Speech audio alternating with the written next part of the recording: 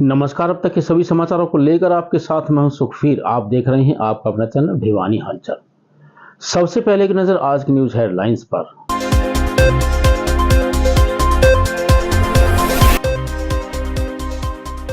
भूपेंद्र सिंह हुड्डा के प्रभुत्व के चलते बंसीलाल व वीरेंद्र डूमरखा परिवार हुआ दौर से बाहर। कांग्रेस को हराने के लिए कांग्रेस ही काफी, कहा वित्त मंत्री दलाल ने।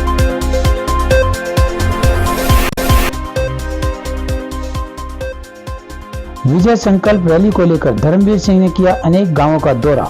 मालवास कुहाड़ में उन्हें ग्रामीणों ने तोला लड्डुओं से।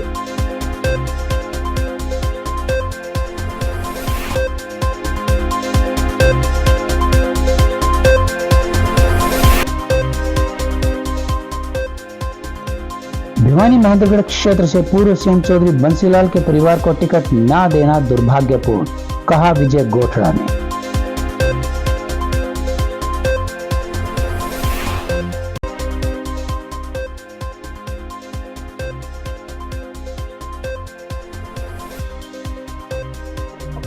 टीआईटी कॉलेज में अंतिम वर्ष के विद्यार्थियों का हुआ विदाई समारोह।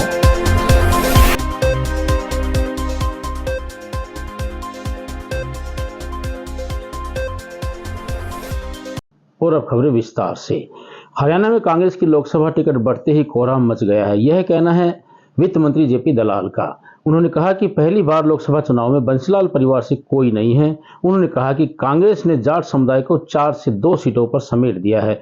वहीं उन्होंने भूपेंद्र हुड्डा पर जाट समुदाय पर कैंची चलाने के आरोप लगाए।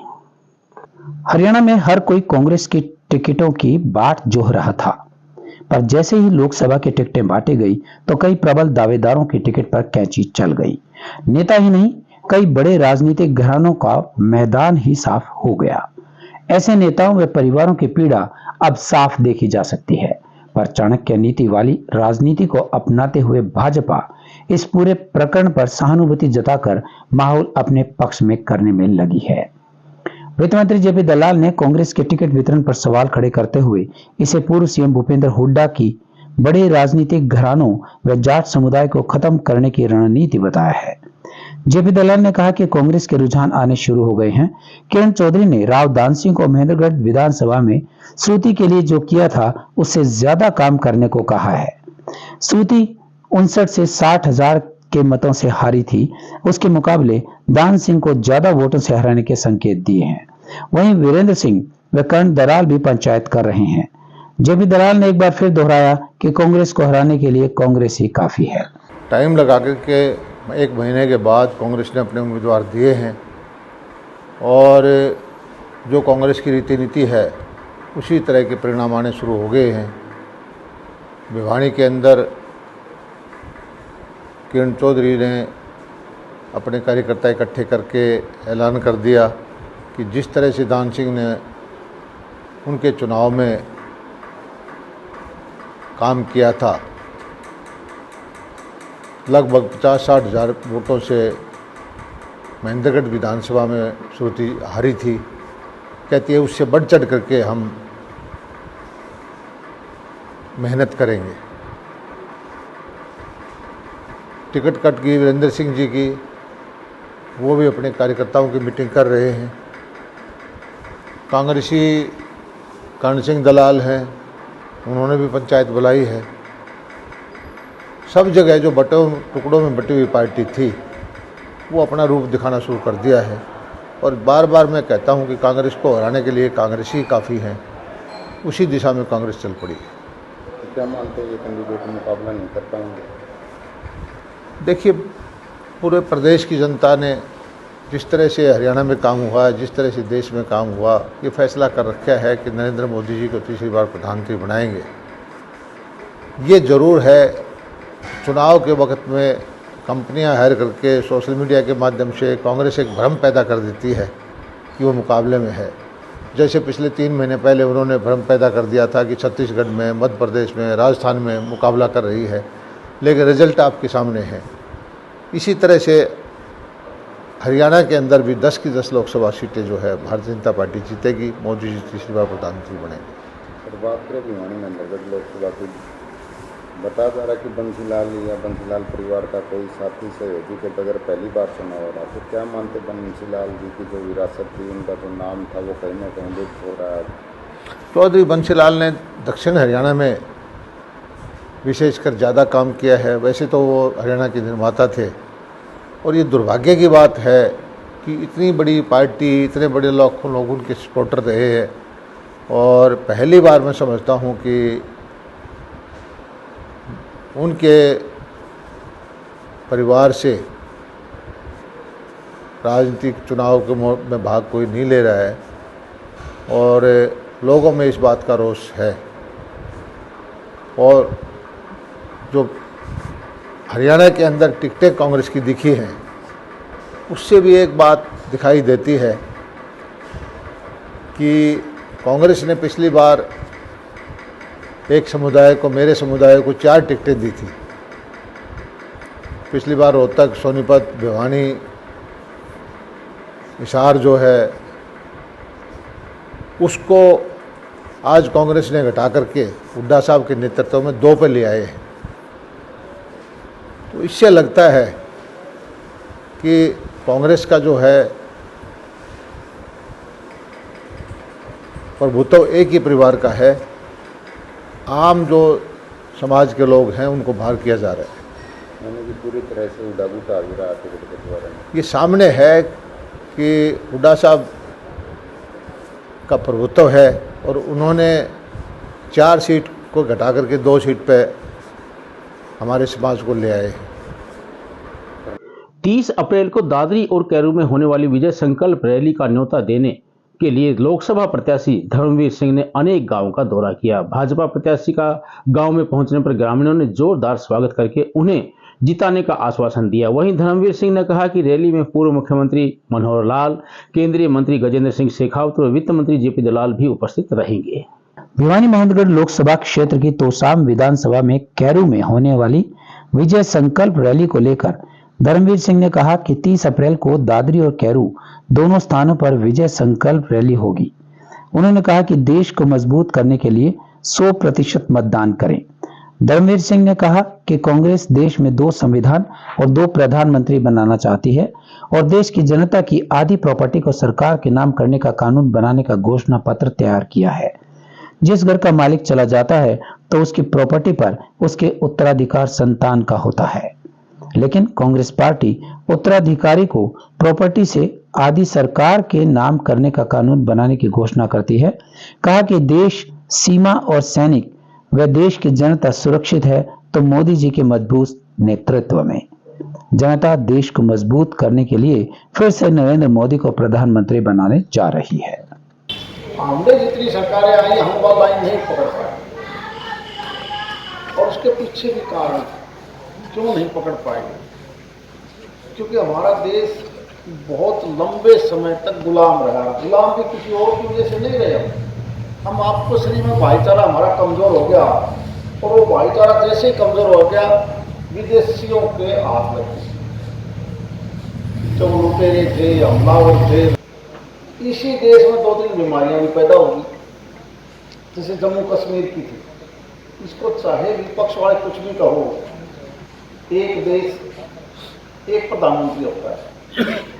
कश्मीर का मुख्यमंत्री निकल आता, वहां का अपने आप को प्रधानमंत्री लेके जाता। जे तंत्र का कोई आदमी कश्मीर में जाओगा तो न्यू कहेंगे भारत का आया, ये नहीं कहते दिल्ली का आया है, हरियाणा का ना, ये भारत से आया है। ऐसी पोजिशन क्यों करी? और क्योंकि वो प्रधानमंत्री का दर्जा दे दिया उन्होंने बाउंड से पहले जितनी भी जमीन कश्मीर वैली में थी वह सारी रिकॉर्ड रेवेन्यू से पटवारी का कटाओगे तो हमें तो लोकसभा में इस बार माननीय अमित शाह ने रिकॉर्ड पेश किया। बाउंड से पहले सारी जमीन वहां हिंदुओं की। कांग्रेस पार्टी ने चौधरी बंसीलाल परिवार को हाशिए पर धकेलने का काम किया है। यह पूरे भिवानी जिले का अपमान है। यह बात जेजेपी के प्रदेश संगठन सचिव विजय गोठड़ा ने कही।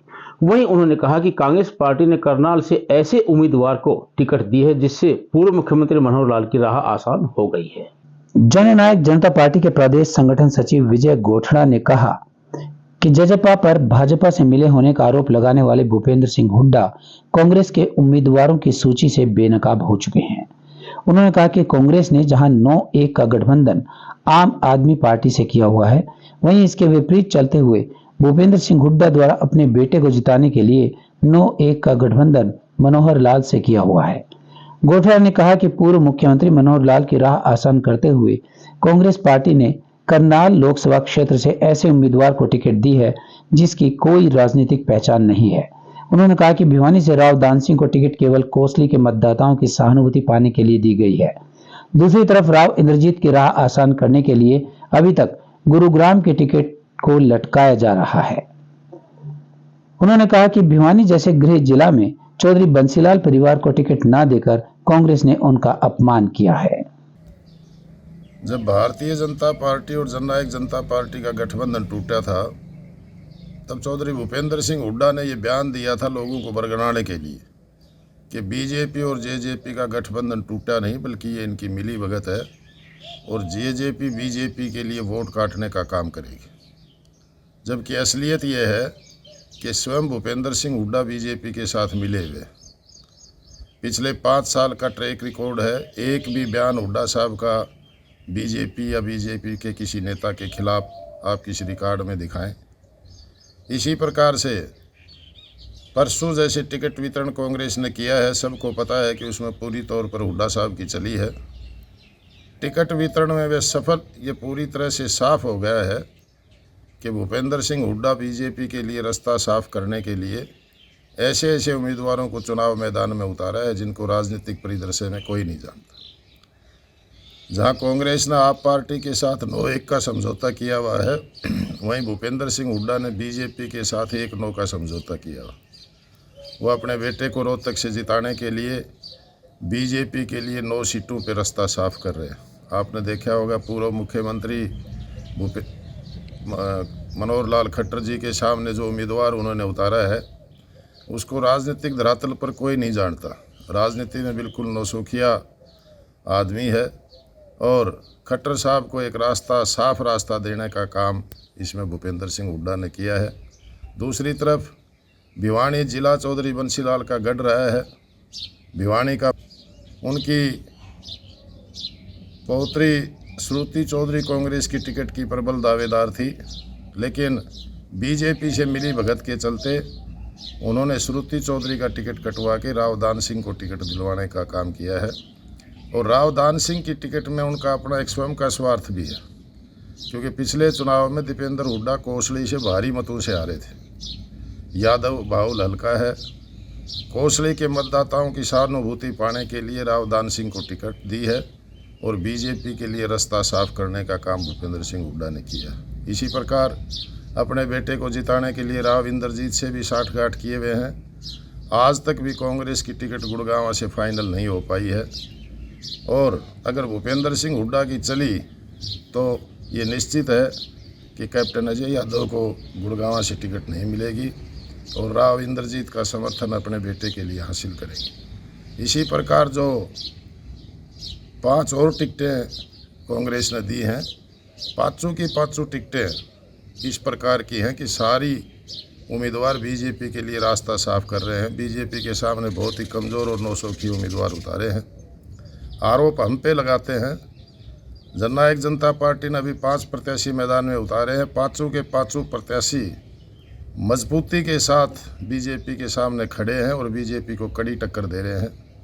मैं पुनः ये कहना चाहूँगा कि श्रुति चौधरी को टिकट ना देकर ना केवल स्वर्गीय चौधरी बंसीलाल जी का अपमान किया है, बल्कि भिवानी जिले की सांस्कृतिक गतिविधियां विद्यार्थियों के संपूर्ण व्यक्तित्व को निखारती है।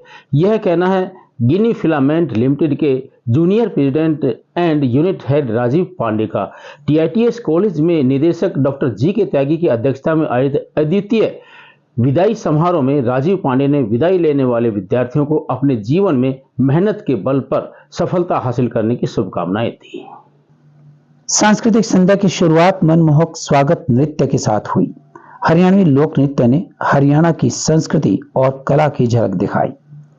मुख्य अतिथि राजीव पांडे ने अपने संबोधन में कहा कि इस तरह की सांस्कृतिक गतिविधियां विद्यार्थियों के संपूर्ण व्यक्तित्व निर्माण को संवारते और निखारते हैं।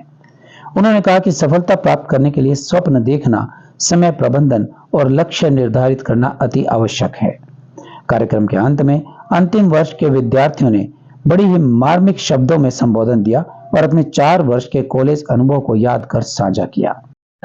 हिंदी में बोलना, अंग्रेजी में बोलना। देखिए, टीआईटी एक कॉलेज नहीं है जी, ये एक बहुत बड़ी संस्था है। ये वो संस्था है जिसमें पता नहीं कितने सालों से बच्चे पास आउट हुए हैं और सबने इस इंडस्ट्री के अंदर देश में, विदेश में, सरकार में, गैर सरकारी संस्थानों में अपना नाम बढ़ाया। आज मैं श्री त्यागी जी के इनविटेशन पे आया हूँ। फेयरवेल एक बहुत बड़ा समारोह होता है जिसमें बच्चे का आखिरी दिन होता है, वो अपने आप को कनेक्टेड पाता है और वो देखता है कि भाई आज वो बाहर निकल के किस तरीके से जीवन का सामना करेगा। मैं केवल इतना संदेश देना चाहूँगा कि लाइफ इतनी इजी नहीं है जितनी हमारे को कॉलेज में दिखाई देती है। बहुत मेहनत करनी पड़ती है सबको आगे, और अगर आपके पीछे टीआईटी कॉलेज जैसा ब्रांड नेम है तो आपने 50% तो अपनी वॉर जीत ली। 50% अगर आप मेहनत करेंगे तो आप कहीं के कहीं पहुंच सकते हैं। ये हमेशा प्रूव होता है। ये बहुत बड़ी संस्था है। ये इससे alumni all over the world छाए हुए हैं, बड़े-बड़े कंपनीज के सीईओ हैं, अधिकारी हैं।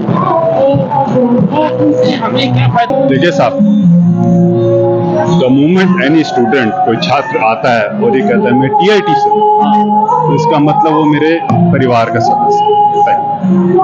उसकी देखभाल करना, उसको आगे बढ़ाना, एक बड़े भाई, एक पिता, एक ताऊ, एक चाचा के रूप में आप क्या कहना चाहिए आपकी हमने इंतजार कर रहे थे और आज वो दिन आ गया। दुख भी लग रहा है, जिसको हम इंग्लिश में बोलते हैं बिटर स्वीट ओकेजन है हमारे लिए। बट हाँ, ये एक ना एक दिन सारे बच्चे अपने एक स्किल डेवलप करके कॉलेज को छोड़ते हैं। कुछ एक यादें हमारे साथ रह जाती हैं इनके साथ, जो हमने 4 साल और जो खट्टे मीठे पल बिताए हैं बच्चों के साथ में। और ये हमारे लिए एक बहुत उमंग का भी दिन है और साथ के साथ थोड़ा सा दुख भी लगता है, कष्ट भी होता है कि हमारे बच्चे अब आगे निकल रहे हैं और एक नई जगह जाएंगे और एक नए अपना जो भी उन्होंने यहाँ से हासिल किया है, जो भी सीखा है, वो आगे जाके उस चीज को अपनाएंगे और एक अपनी पर्सनालिटी में और सुधार और बेहतर तरीके से अपने पेरेंट्स को और अपने टीचर्स को उनके बातों को वो वहाँ रिप्रेजेंट करेंगे। और इसलिए हमारा बस एक ही देश बच्चों के लिए है कि वो जो भी करें सिंसियरली करें और सच्चे दिल से करें और हमेशा लाइफ में और अपने जीवन में अग्रसर रहे, तरक्की के लिए, उन्नति और सफलता के लिए। मैं एक ही संदेश देना चाहूंगी पूरे टीआईटी की तरफ से। और अब एक खबर चलते चलते, कांग्रेस के टिकट से पहले नेताओं का घमासान था और अब टिकट बंटने के बाद भी नेताओं का गुस्सा 7वें आसमान पर है। बड़े नेता जो टिकट से वंचित रह गए, अब वे पार्टी के शीर्ष नेताओं को अपना आधार दिखाकर प्रभावित करने के लिए कार्यकर्ताओं की मीटिंग बुला रहे हैं। भिवानी महेंद्रगढ़ सीट से पूर्व सांसद श्रुति चौधरी को टिकट न मिलने से खफा है और उन्होंने अपने कार्यकर्ताओं की बैठक बुलाई। बैठक में मां किरण चौधरी ने द्विअर्थी भाषा का प्रयोग कर अपने कार्यकर्ताओं को समझा दिया, परंतु श्रुति चौधरी के चेहरे पर टिकट न मिलने का दर्द साफ दिखाई दिया। वो कई बार भावुक भी हो गई। उन्होंने तो साफ शब्दों में कह दिया कि पिछले चुनाव में राव दान सिंह ने जैसी उनकी मदद की थी, अब उनके चुनाव में वे उससे बढ़कर मदद करेंगी। इशारा साफ था कि वे चुनाव में कांग्रेस प्रत्याशी राव दान सिंह का विरोध करेंगी। दूसरी ओर भाजपा से कांग्रेस में लौट कर आए वीरेंद्र सिंह ने भी कार्यकर्ताओं की बैठक बुला ली है, क्योंकि उनके निवर्तमान सांसद ब्रजेंद्र सिंह को हिसार से टिकट नहीं मिली। वहीं भूपेंद्र सिंह हुड्डा के रिश्तेदार करण दलाल भी टिकट न मिलने से खफा है और उन्होंने भी अपने कार्यकर्ताओं को बुलाया है। यहाँ एक बड़ा सवाल यह है कि सभी नेता पार्टी के प्रति अपने आप को वफादार कहते हैं और फिर टिकट को लेकर पार्टी के फैसले का विरोध करते हैं।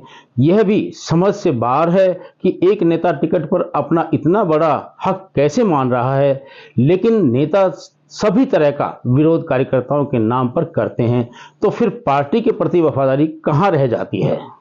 और अंत में चलते चलते फिर से एक नजर आज की न्यूज हेडलाइंस पर।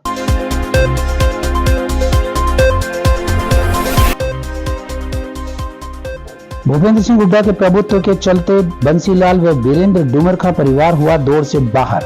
कांग्रेस को हराने के लिए कांग्रेस से काफी, कहा वित्त मंत्री दलाल ने।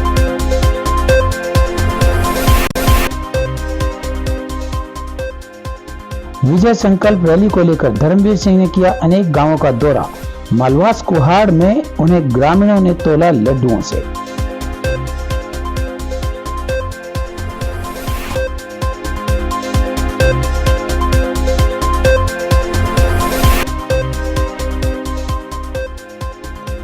भिवानी महेंद्रगढ़ क्षेत्र से पूर्व सीएम चौधरी बंसीलाल के परिवार को टिकट न देना दुर्भाग्यपूर्ण, कहा विजय गोठड़ा ने।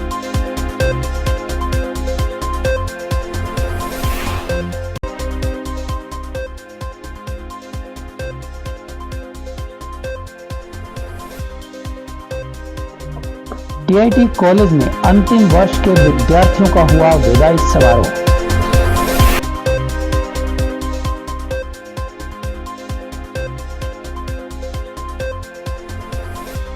अब मुझे दीजिए इजाजत, देखते रहिए आपका अपना चैनल भिवानी हलचल।